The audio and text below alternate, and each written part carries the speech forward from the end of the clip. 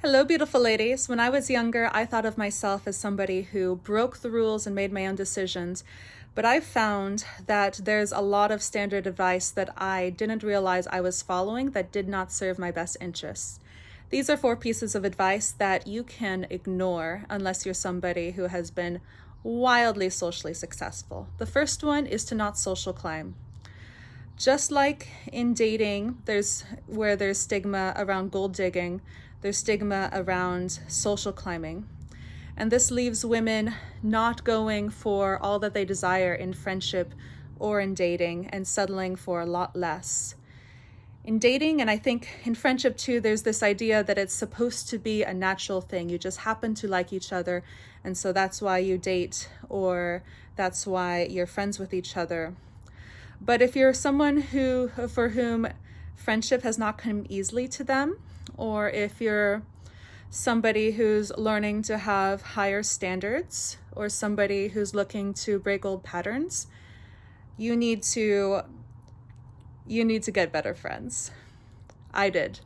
I spent too many years with friends that just were not good enough, and I think it's really held me back. Unfortunately, my mother taught me the opposite advice. She taught me to seek out friends that were less desired in friendship by other people, because those are friends that will stay with you and not desert you.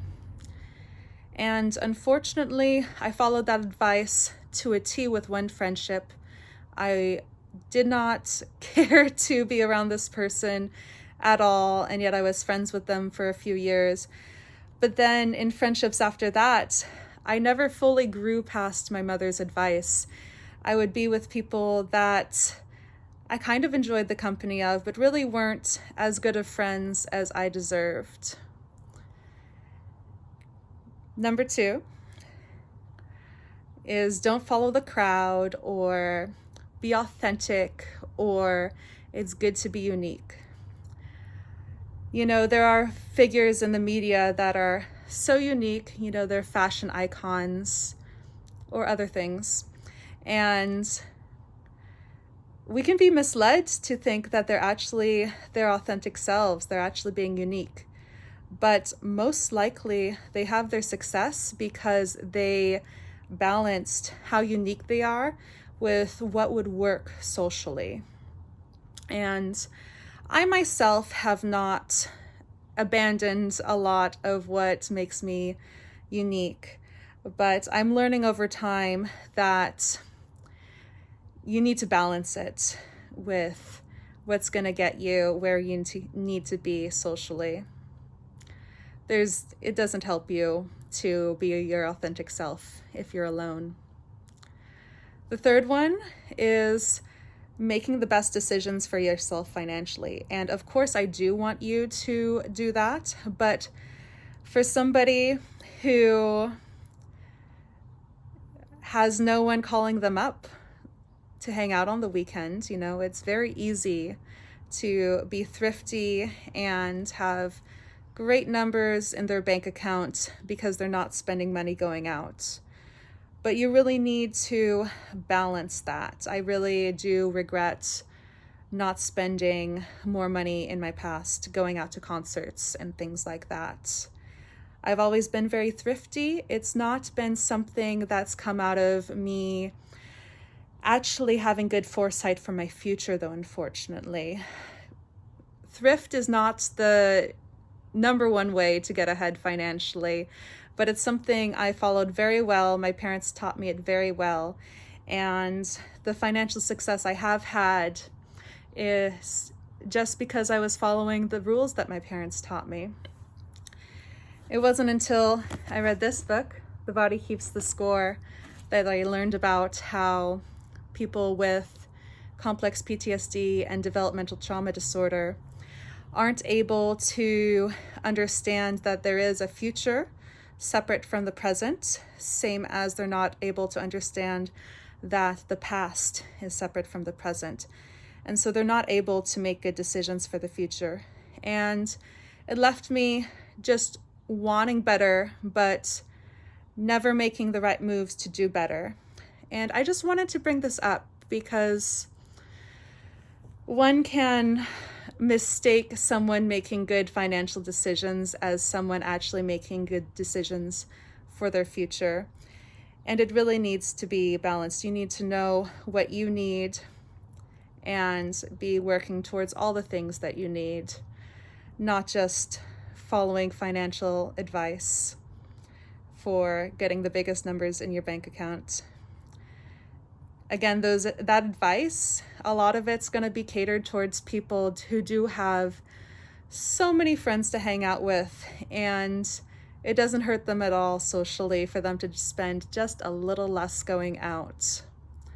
But for someone who has no friends, it is a very comfortable thing to, not spend money going out.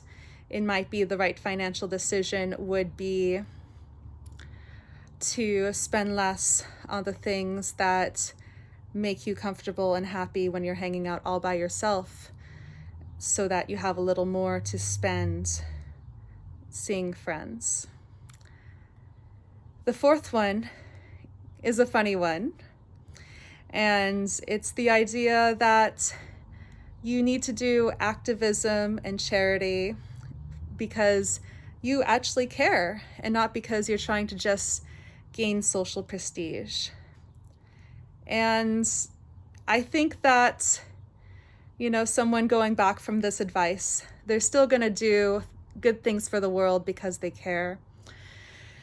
But I have worked many years doing work with different groups. And, even though I was so dedicated, I wasn't the one who got called up and told about new projects. I would just hear about new projects to work on just through the grapevine. And it really hurt. I put so much in, and nobody thought I was anyone worth reaching out for, to get more help with their projects. And I realized that I should have done more social climbing in those circles. It's very strange. These are groups that needed people helping, and yet I was not the person that they were calling up because I was not friends with them. I also came to this conclusion after having done a journal exercise called a list of 100. So I did a list of 100 things that I wanted. And, in the interest of just writing a whole bunch so that as much as possible comes out, you're also able to repeat things on the list. And I found that, my first answers involved different ways that I wanted the world to be a better place. But as I went through the list, what I wanted was for the people who were in the groups that I worked with to want to be my friends. And it's okay it's okay for it to be a big desire of yours to want friends, make friends, and have the friends of the caliber that you desire, which is really hard.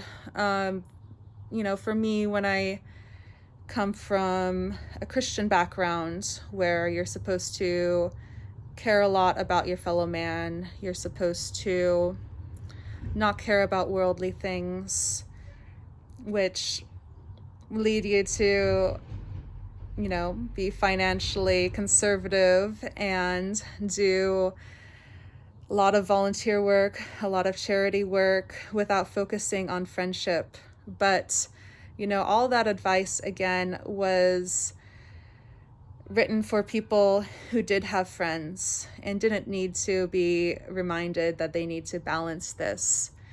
It's people who, a few of them abandoned their friends for their work, but a lot of them didn't.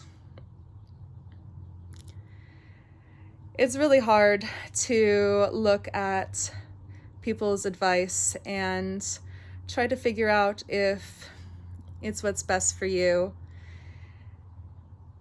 It's hard. And I want to find some more piece of advice to tell you so that hopefully you don't have to go through the same things I did learning these lessons. Please like and subscribe, and I really look forward to seeing you in the next one. Bye.